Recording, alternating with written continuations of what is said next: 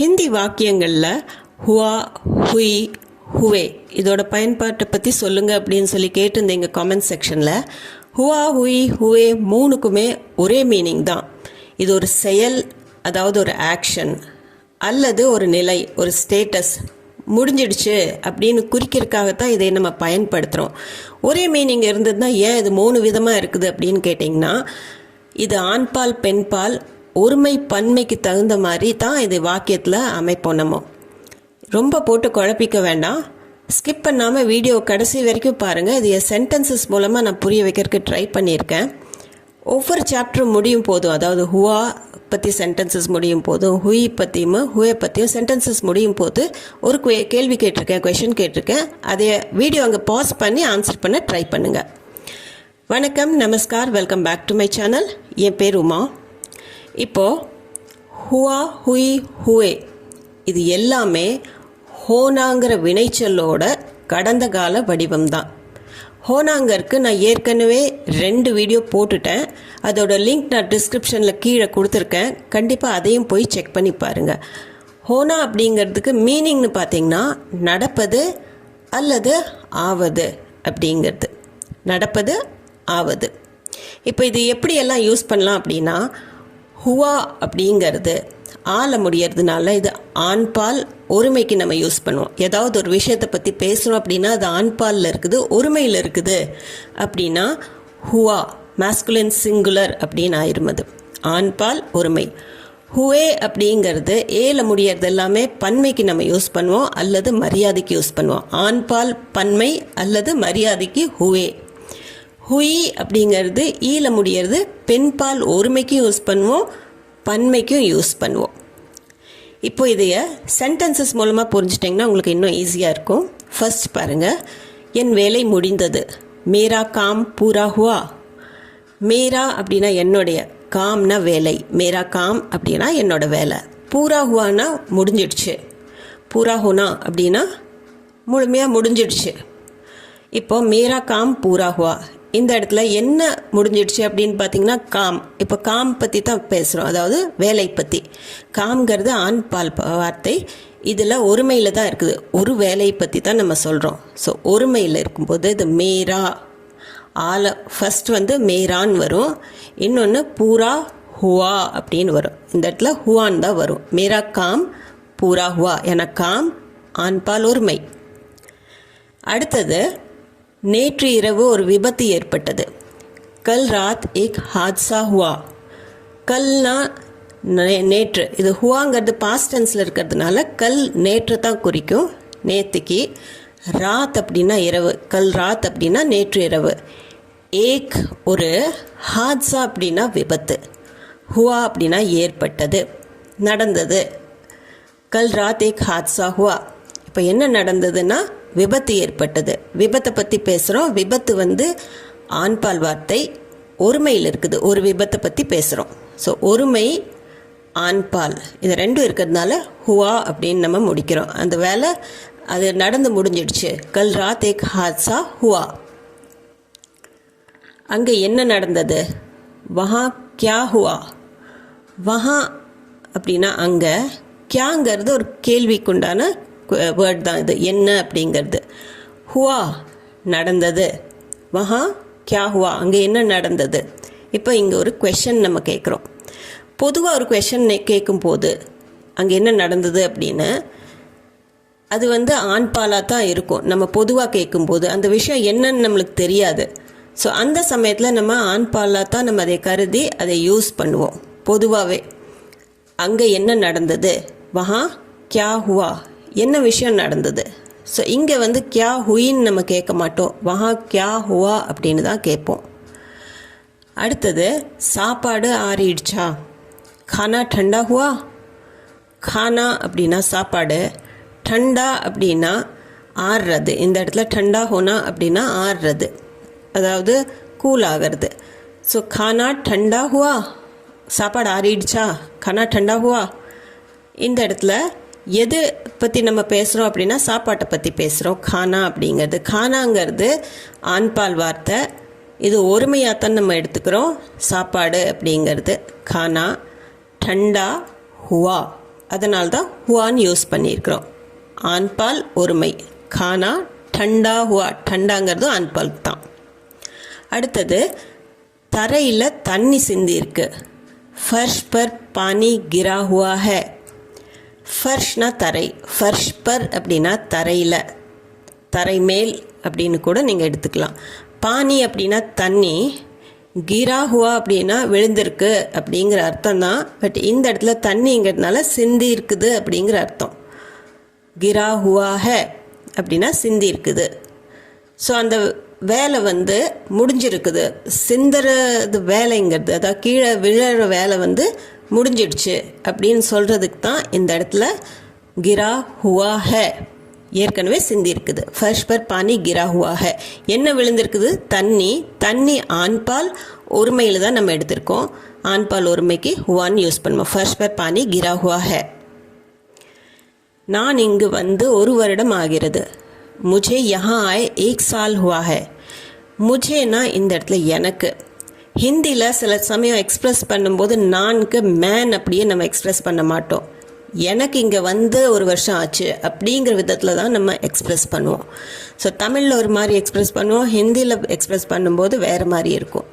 முझேனா எனக்கு, யஹா இங்கே, ஆயே அப்படின்னா யஹா ஆயே அப்படின்னா இங்கே 1 சால் 1 வருஷம், சால்னா வருஷம், 1 சால் ஹுவா ஹை 1 வருஷம் ஆகுது.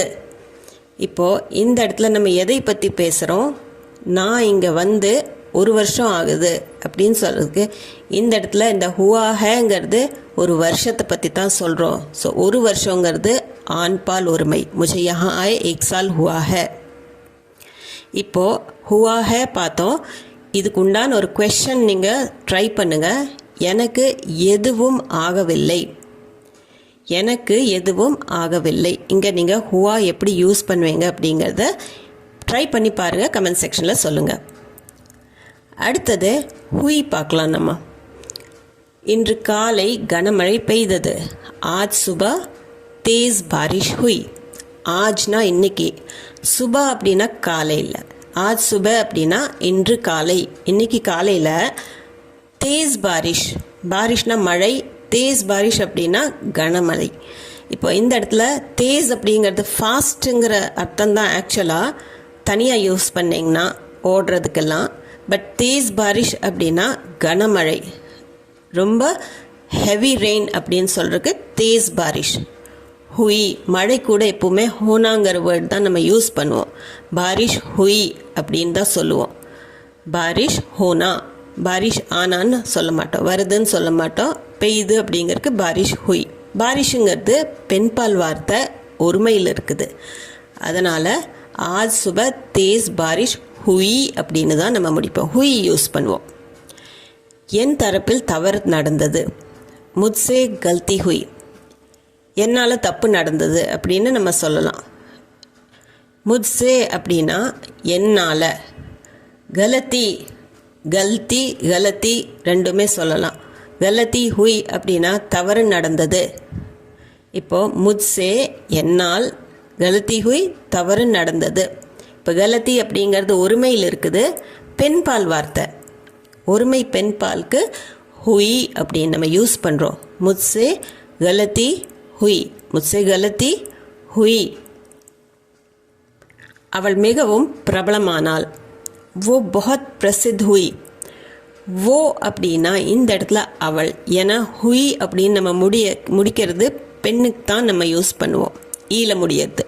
ஸோ ஓ அவனுக்கும் யூஸ் பண்ணலாம், பட் ஹுய் நம்ம முடிக்கிறதுனால இது அவள் நம்ம எடுத்துக்குவோம். பொஹத்னா மிகவும், பிரசித்தம் அப்படிங்கிறது தான் இந்த பிரசித், பிரபலம் ஆகிறதுக்கு பிரசித் ஹுய். वो बहुत प्रसिद्ध हुई, அவள் மிகவும் பிரபலமானாள். वो बहुत प्रसिद्ध हुई. இப்போ இந்த இடத்துல அவள் அப்படிங்கிற ஒரு பெண்ணை பற்றி பேசுகிறோம், ஒருமையில் பெண்ணை பற்றி பேசுறதுனால ஹுய் அப்படின்னு தான் நம்ம முடிப்போம்.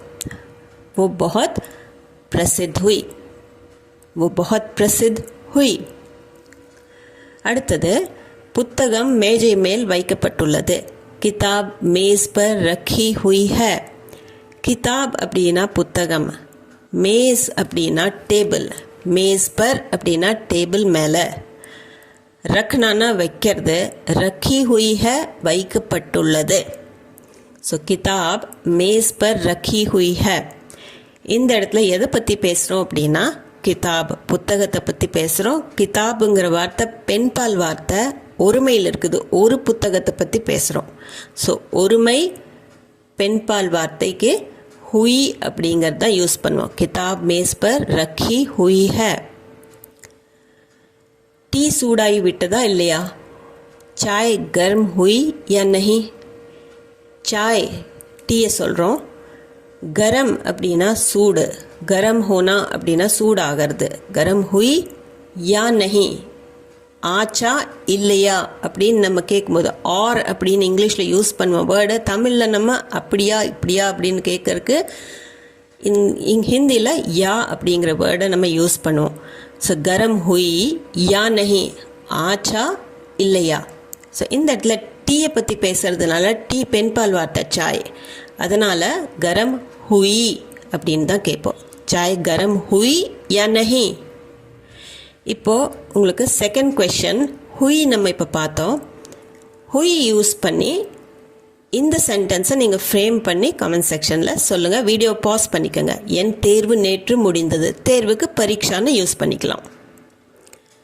அடுத்தது நம்ம பார்க்குறது ஹுவே அப்படிங்கிறது. எல்லா மரங்களும் திடீரென வளர்ந்தன. சாரே பேட் அச்சானக் படே ஹுவே. சாரே அப்படின்னா எல்லாம், சாரானாலே எல்லாம். பேட் அப்படிங்கிறது ஒருமைக்கும் பேடு தான், பன்மைக்கும் பேடு தான். மரங்கள் அப்படின்னு சொல்கிறதுக்கும் பேடுன்னு தான் நம்ம யூஸ் பண்ணுவோம். இப்போ இந்த இடத்துல மரங்கள் அப்படிங்கிறதுக்கு பேடு யூஸ் பண்ணுறதுனால பன்மை ஆயிடுது, அதனால சாரான்னு சொல்லாமல் சாரேன்னு சொல்லுவோம். ஏ போட்டாலே அது பன்மைக்கு. சாரே பேட் எல்லா மரங்களும், அச்சானக்னா திடீர்னு, படே ஹுவே வளர்ந்தன. படா ஹோனா அப்படின்னா பெருசாகிறது. ஸோ வளர்ந்தன அப்படின்னு நம்ம தமிழில் சொல்கிறோம். சாரே பேட் அச்சானக் படே ஹுவே. இந்த இடத்துல மரங்கள் பன்மை, ஆண்பால் பன்மை, அதனால ஹுவே. அப்பா மிகவும் மகிழ்ச்சி அடைந்தார். பிதாஜி பஹத் குஷ் ஹுவே. பிதாஜி அப்பாவை சொல்கிறோம், நம்மளை விட பெரியவங்க. பஹத்னா மிகவும், குஷ் ஹோனா அப்படின்னா மகிழ்ச்சி அடையிறது. குஷ்னா மகிழ்ச்சி, குஷ் ஹோனா அப்படின்னா மகிழ்ச்சி அடையிறது. ஸோ அப்பா மிகவும் மகிழ்ச்சி அடைந்தார் அப்படின்னு சொல்கிறதுக்கு இந்த இடத்துல பிதாஜி பஹத் குஷ் ஹுவே. ஹுவேன்னு நம்ம ஏன் யூஸ் பண்ணியிருக்கிறோம் அப்படின்னா இது மரியாதை கொடுத்து பேசுகிறதுனால, அப்பாவுக்கு மரியாதை கொடுத்து பேசுகிறோம். அதனால் பிதாஜி பஹத் குஷ் ஹுவே அப்படின்னு வரும். இந்த இடத்துல நம்ம பன்மைக்காக பேசல, மரியாதைக்காக நம்ம பேசுகிறோம்.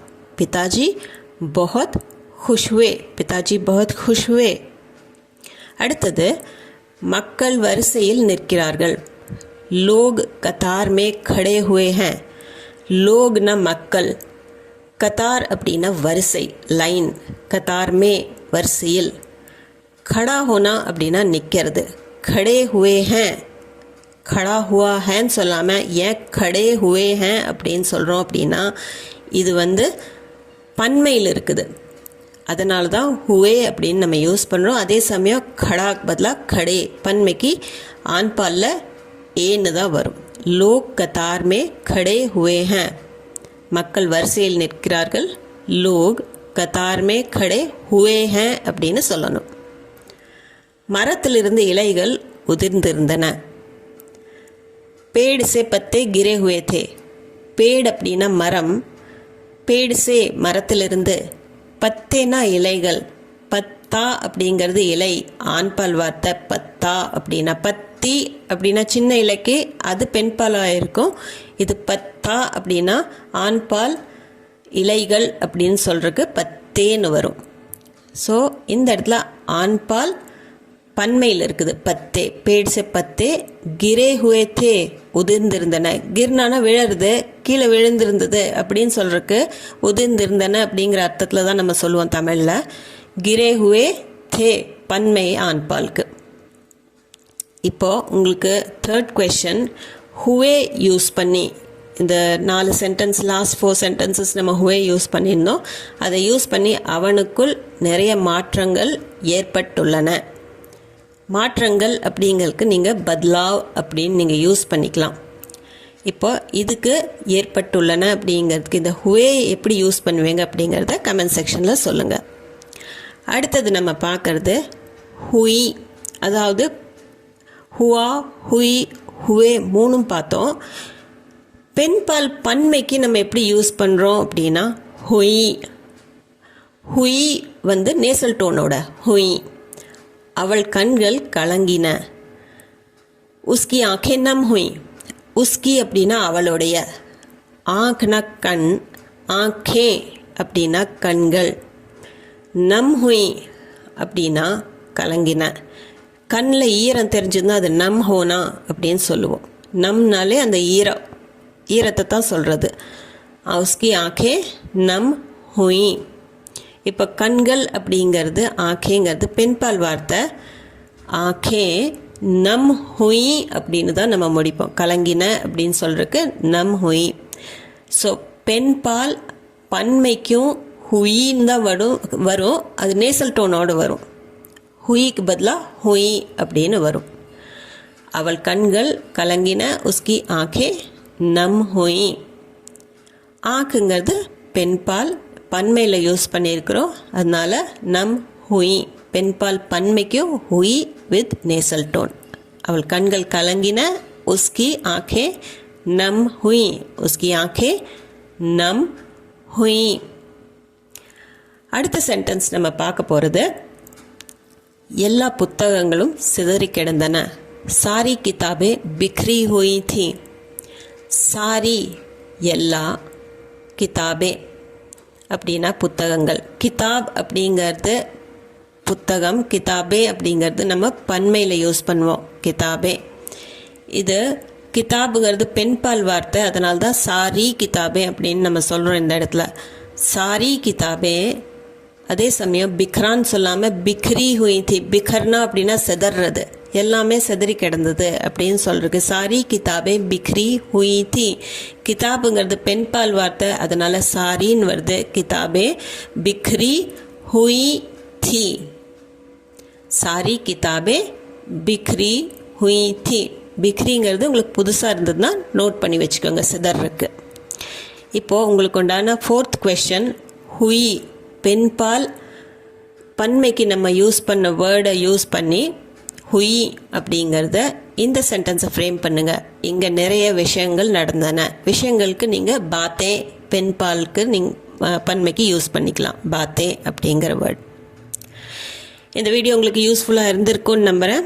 இது சம்மந்தமான டவுட்ஸ், கொஷன்ஸ், உங்கள் ஃபீட்பேக் எதுவாக இருந்தாலும் கமெண்ட் செக்ஷனில் கமெண்ட் பண்ணி கண்டிப்பாக சொல்லுங்கள். அது போக நம்ம சேனலுக்கு நீங்கள் புதுசாக இருந்தீங்கன்னா சேனலை மறக்காமல் சப்ஸ்கிரைப் பட்டன் அமுத்தி சப்ஸ்கிரைப் பண்ணிக்கோங்க. இந்த வீடியோ பிடிச்சிருந்தா லைக் பண்ணிவிட்டு ஹை பாயிண்ட்ஸும் கொடுத்துட்டு உங்கள் ஃபேமிலி அண்ட் ஃப்ரெண்ட்ஸில் யாராச்சும் நார்த்தில் இருந்தாங்களோ, அவங்களுக்கு ஹிந்தி கற்றுக்கிறதுல இன்ட்ரெஸ்ட் இருந்தாலோ, இல்லை ஃபாரினில் இருக்கிறாங்க ஹிந்தி தேவைப்படுதுன்னா கண்டிப்பாக அவங்களுக்கு ஷேர் பண்ணுங்கள். மீண்டும் ஒரு வீடியோவில் சந்திக்கிறேன். தேங்க்யூ ஃபார் வாட்சிங்.